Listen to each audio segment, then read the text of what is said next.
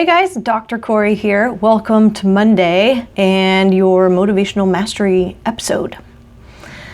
All right, so last week we discussed systems, right? For that, we discussed a process. And what we talked about was having a system in place in order to engage the process for the purpose of really pursuing a goal as effectively and efficiently as possible.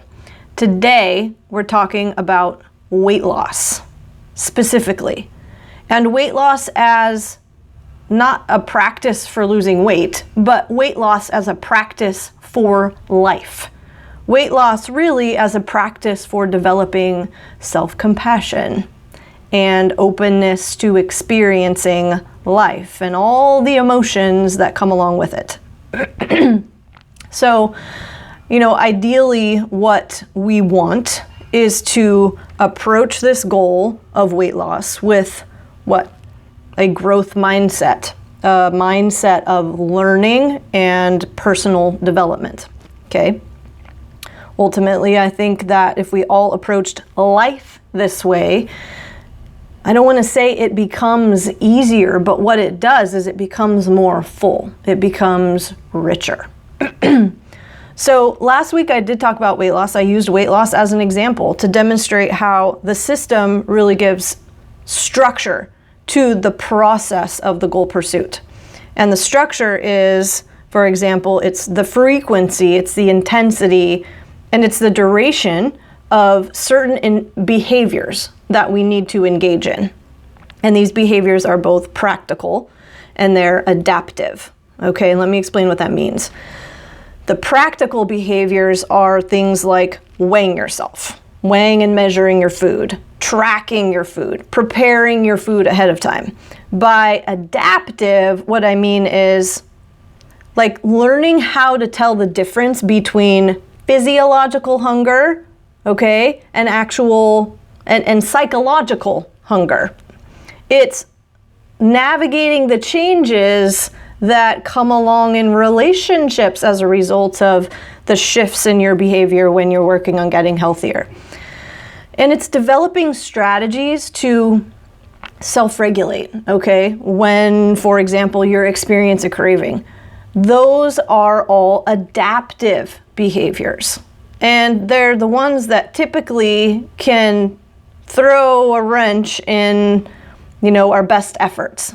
They are the ones that can lead to a sense of frustration sometimes because they take a little bit longer to learn, right?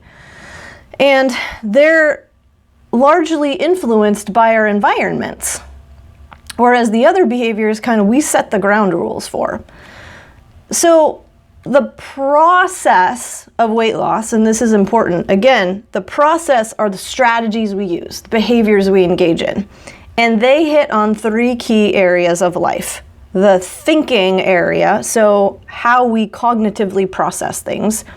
The feeling area, so emotionally what we're experiencing. And then the being, which is the behaviors. Now, this is where it gets dicey. Or maybe complex. We talk about, if you're a coach especially, we talk about weight loss if it's going to be long-term and sustainable, needing to be approached as a lifestyle change, right?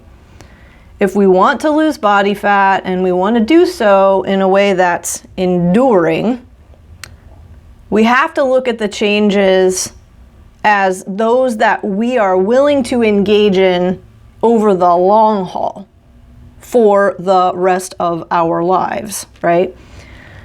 Not engaging in behaviors that are sort of the one and done, like I'm going to take diet pills or I'm going to go on HCG. How many clients do I have now who have done something like that and they don't know what to do after? Okay, if it's a lifestyle change, you are evolving and adapting as you're engaged in the process. So if it's a lifestyle change though, that implies that we're going to be going through some pretty significant transitions, right? And you're probably thinking, well, yeah, like that's why weight loss is so hard. There's lots of things that we need to incorporate into our lives that we haven't before. We have to change habits. But bear with me here for a second as I process this. Weight loss is kind of like moving across the country.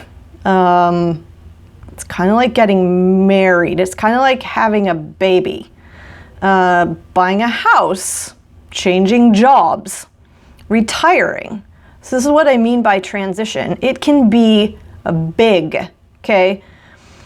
And, with transitions like that, there is often a sense of loss that occurs.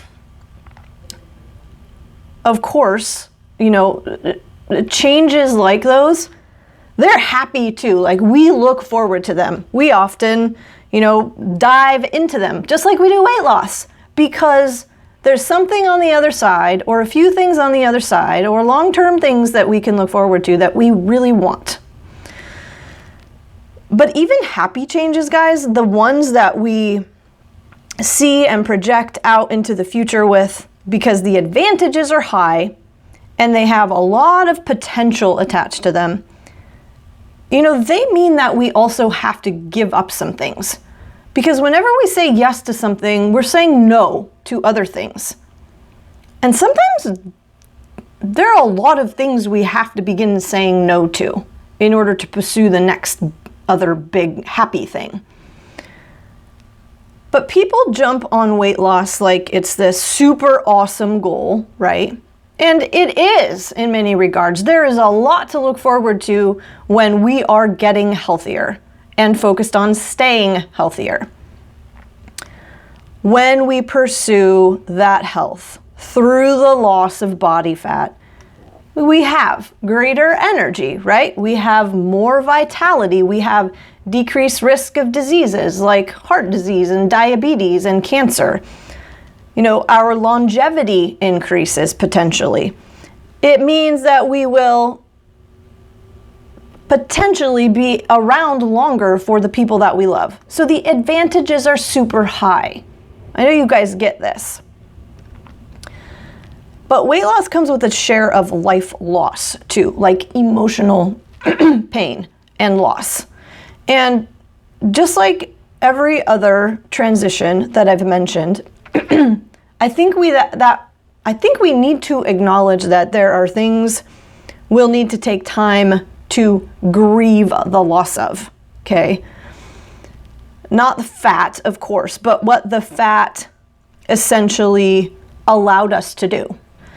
What the fat kind of gave us the privilege of having, if I can say it that way, what the fat afforded us in terms of our current identities and what was created maybe within relationships as the fat was created, all right?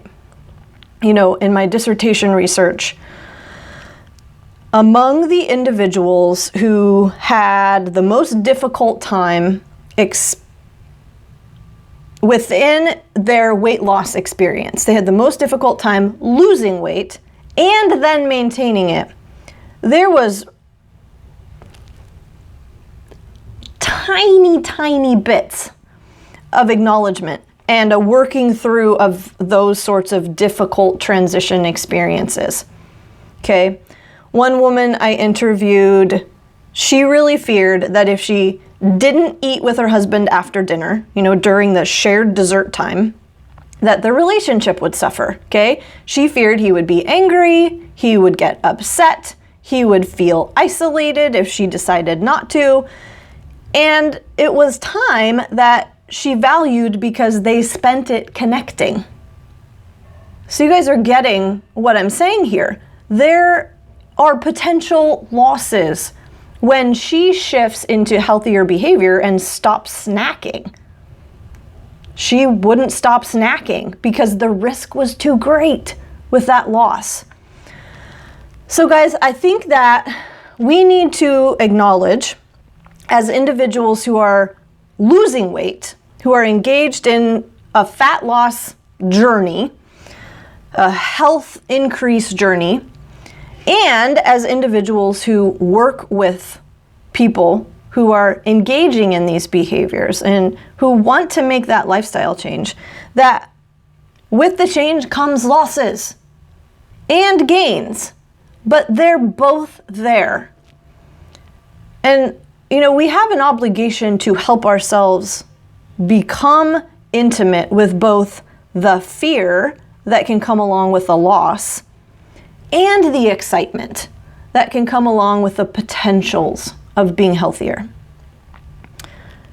To do that is an act of self-compassion. It's having the courage to allow whatever feeling to present itself in its fullness. That, guys, that is what will truly be sustainable. Have an awesome Monday.